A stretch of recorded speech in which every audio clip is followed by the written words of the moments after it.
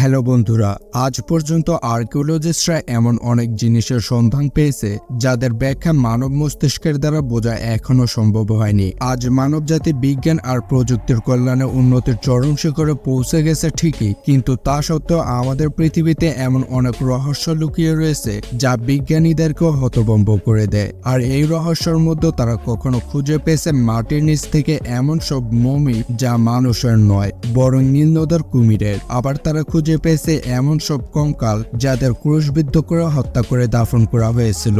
আজকের ভিডিওতে আর্কিওলজিস্ট দ্বারা খুঁজে পাওয়া এমন কিছু আজব জিনিস দেখব যা হয়তো আপনি এর আগে দেখেননি বা শোনেননি। পৌরাণিক চিড়িয়াখানা। 19শ শতাব্দীতে ইংল্যান্ডের দুই প্রত্নতত্ত্ববিদ জেমস আর ফ্রেডরিক মিশরে খোদাই চালাচ্ছিল। তারা মিশরের কায়রো থেকে 600 কিলোমিটার দূরে একটি ফাঁকা মাঠে খোদাইয়ের কাজ করছিল, আর এই জায়গাটির নাম ছিল কেমিকাইরা। খোদাইয়ের পর তারা কিছু কঙ্কালের সন্ধান পায়। এগুলো ছিল সব প্রাণীদের কঙ্কাল। এই দেখে ওই প্রত্নতত্ত্ববিদদের কৌতূহল অনেক বেড়ে যায়, তাই তারা লাগাতার খোদাই চালাতে থাকে। আর এই খোদাই করতে করতে সেখান থেকে তারা 1000-এরও বেশি প্রাণীর কঙ্কাল উদ্ধার করে। এই কঙ্কালগুলো ছিল ভিন্ন ভিন্ন প্রাণীদের, যার মধ্যে ছিল কুকুর, বিড়াল, কুমির, এমনকি অনেক হিংস্র প্রাণীর কঙ্কাল আর কিছু মুমিও ছিল। এমনকি তারা হাতির মতো বৃহৎ প্রাণীদেরও কঙ্কালের সন্ধান পায় এখানে। তারপর থেকে প্রায় 2 বছর ধরে এই স্থানটিতে খোদাইয়ের কাজ চলতে থাকে, আর প্রাণীদের এক এক করে অনেক মুমি উদ্ধার করা হয়। সাধারণত মিশরের মাটির নিচ থেকে রাজা মহারাজাদের মুমি পাওয়া খুবই সাধারণ ব্যাপার, কিন্তু ওই মিশরে ভিন্ন ভিন্ন প্রাণীদের মুমি খুঁজে পাওয়া সত্যি অবিশ্বাস্য ব্যাপার। শুধু তাই নয়, এই জায়গাটি থেকে তারা এমন অনেক প্রাণীদের মুমি খুঁজে পায় যাদের মুমি অতি যত্নের সাথে দাফন করা হয়েছিল। আর্কিওলজিস্টদের টিম এই দেখে হতভম্ব হয়ে যায়। তারা কোনোভাবে বুঝে উঠতে পারছিল না যে প্রাচীন মিশরীয়রা এই স্থানে এতগুলো প্রাণীদের কেন দাফন করেছিল। এই বিষয় নিয়ে অনেক গবেষণা করার পর তারা এই সিদ্ধান্তে আসে সম্ভবত সমাধি এলাকার আশেপাশে প্রাচীন মিশরীয়রা চিড়িয়াখানা বানিয়েছিল, আর তার মধ্যে সব ধরনের প্রাণীর অস্তিত্ব ছিল। যখনই কোনো প্রাণী মারা যেত তারা এখানে তাদের দাফন করে দিত। আজ আমরা বিনোদনের জন্য চিড়িয়াখানা ভ্রমণ করতে যাই, কিন্তু আজ থেকে 4-5 হাজার বছর পূর্বে এই চিড়িয়াখানার অস্তিত্ব ছিল।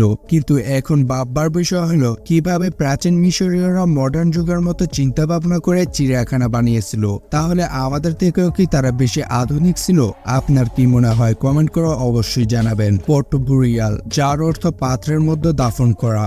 মিশর এমন একটি দেশ যা প্রাচীন ইতিহাসে সব থেকে বিখ্যাত রহস্যময় জায়গা, যার মাটির নিচে রয়েছে অসংখ্য রহস্য।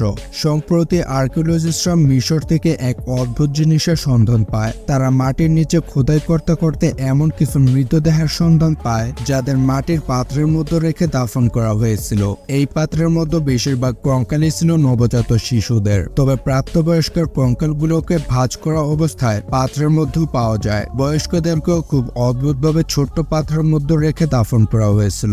বহুদিন যাবৎ আর্কিওলজিস্টরা এই ধরনের অস্বাভাবিক সমাধি প্রথার রহস্য বের করতে পারছিল না। সাধারণত প্রাচীন মিশরীয়রা নিহত ব্যক্তিদের ওপর বিশেষ কেমিক্যাল লাগিয়ে বিশেষ কাপড়ে মুড়ে কফিনের ভেতর রেখে দাফন করে দিত, কিন্তু ছোট পাত্রের মধ্যে এমন অদ্ভুতভাবে রেখে দাফন করা মৃতদেহের কঙ্কাল এই প্রথম খুঁজে পাওয়া যায়। নিশ্চয়ই এর পেছনে বিশেষ উদ্দেশ্য রয়েছে, কারণ প্রাচীন মিশরীয়রা এতটা বোকা নয় যে তারা যে কোনো কারণ ছাড়া এমন কাজ করবে। তাদের প্রতিটা কাজের পেছনে কোনো না কোনো বিশেষ গোপন রহস্য লুকিয়েই থাকে।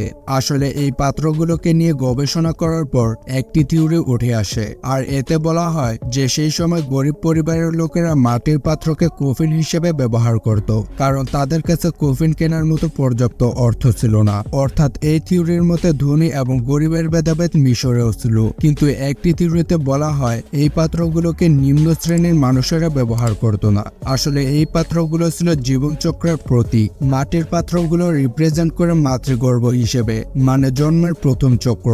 আর মৃত ব্যক্তিকে এর মধ্যে রেখে দাফন করার মাধ্যমে মিশরীয়রা এটাই বোঝাতে চাইতো মৃত ব্যক্তির আত্মা মাতৃগর্ভের মধ্য দিয়ে পরকালে গমন করবে। সব থেকে আশ্চর্যের বিষয় হলো এই সব পাত্রগুলির আয়তন একদম সমান। প্রাপ্তবয়স্ক মৃত মানুষের মস্তিষ্ক বড় হওয়ার কারণে এই পাত্রের মধ্যে তা ফিট হতো না, তাই তাদের মাথাকে হাতুড়ি দিয়ে আলাদা আলাদা অংশে ভেঙে পাত্রের মধ্যে ঢুকানো হতো।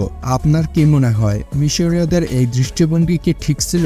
গুপ্তধন। মিশরের কায়রো থেকে প্রায় 500 কিলোমিটার দূরে লাইমস্টোনে বড় বড় পাহাড় রয়েছে, আর এই পাহাড় কিং অফ ভ্যালি নামে পরিচিত।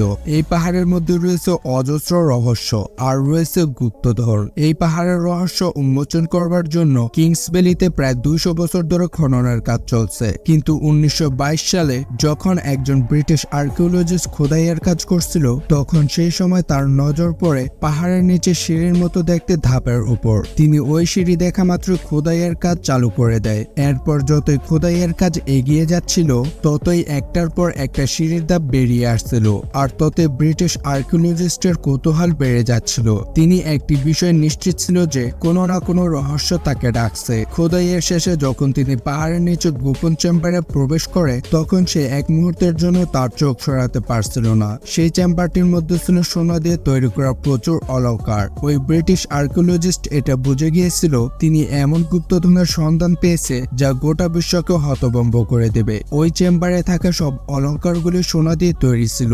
এছাড়াও তিনি সেখানে একটি সোনার কফিনের সন্ধান পেয়েছিলেন, যে কফিনটির কভারের ওজনই ছিল 90 কেজি। আর এই কফিনটি ছিল রাজা তুতেনখামেনের, যিনি মাত্র 8 বছর বয়সী রাজ সিংহাসনে বসেন। কুমিরের মমি।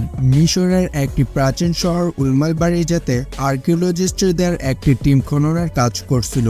তাদের উদ্দেশ্য ছিল মমি কিংবা পুরাতন গুপ্তধনের সন্ধান করা, কিন্তু তারা হতবাক হয়ে যায় যখন তারা সন্ধান পায় 1 থেকে 100টিরও বেশি নীলনদের কুমিরের মমি, যাদেরকে অতি যত্নের সাথে প্রিজার্ভ করে রাখা হয়েছিল। এই মমিগুলোকে প্রায় 2000 বছর পূর্বে মমি বানানো হয়েছিল, কিন্তু কোন উদ্দেশ্যে মানুষের পরিবর্তে কুমিরগুলোকে মমি বানানো হয়েছিল, এর রহস্য তারা কোনোভাবেই উদ্ঘাটন করতে পারছিল না। আরো রিসার্চ করার পর এই কুমিরগুলোর কফিন থেকে এমন কিছু জিনিসের সন্ধান পাওয়া যায় যা গবেষকদের আরো বেশি চিন্তার মধ্যে ফেলে দিয়েছিল।